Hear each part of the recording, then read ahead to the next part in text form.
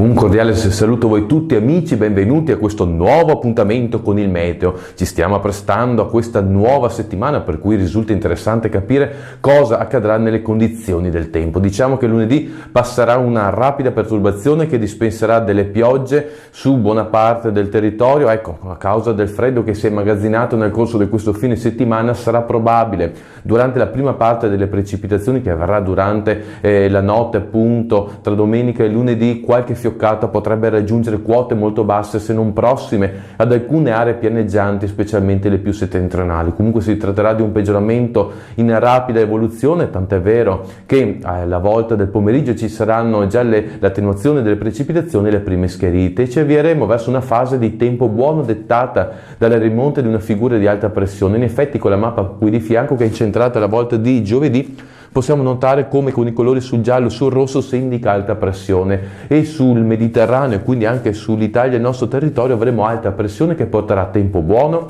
qualche velatura di passaggio, nebbie e foschie nuovamente in formazione durante la notte e le primissime ore della mattinata, e anche inversione termica, nel senso che in presenza di queste nebbie sarà molto freddo sulle aree pianeggianti, mentre sarà più mite le condizioni del tempo sulle aree montuose, dove si avrà appunto un aumento delle temperature. Possibile nuovo peggioramento alla volta del fine settimana, con probabile ritorno dell'inverno che potrebbe bussare nuovamente alle nostre porte. Con ora ho concluso, auguro a voi tutti una buona settimana. Per quanto riguarda questa trasmissione, ci vediamo appunto la volta di venerdì.